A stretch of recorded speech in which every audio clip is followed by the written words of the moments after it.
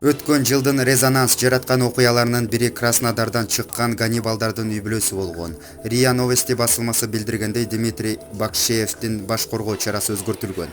Анткени Дмитрийдин канынан ак халачандар кандайдыр бир вирус таап алышкан. Андыктан аны атайын адистешкен дарылоочу мекемеге которушкан. Аялы Наталья болсо дагы эле СИЗОдо. Эске сала кетсек, Краснодар шаарындагы адам этин жеген маньяк эрди катындын сырлары коомчулукка ачылып кеткен соң, алар жөнүндө маалыматтар элге кызык болуп, коомчулуктун жакасын карматкан. Алгач эле ММКларга жарыяланып кеткен паспорттогу сүрөт жана белгилер аялдын өзүнө таандык эмес экени аныкталган.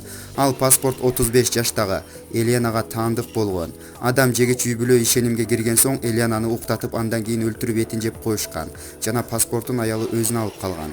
Тергөө иштеринде ачыкталгандай, маньяктардын үй-бүлөсү дары-дармекке тыгыз байланышы бар болгон. Себеби шектүү Наталья медайым болуп иштеп, аскердик жатаканада күйөөсү менен чогуу жашап турган. Кошуналарынын айтуусунда, маньяктардын үйү дайыма жагымсыз жыттанып турган. Натальянын кошуналары эмне жыттанат деп барганда, үйүнө киргизбестен ач кыйкырыкка салып кууп чыкчу.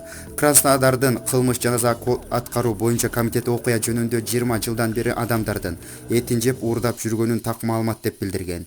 Белгилей кетсек, адам жегичтердин үй-бүлөсү жана кылган кылмыштары күйөөсүнүн чөнтөгүнөн түшүп калган уюлдук телефон аркылуу билинген. Булак Назар Ньюс, KG.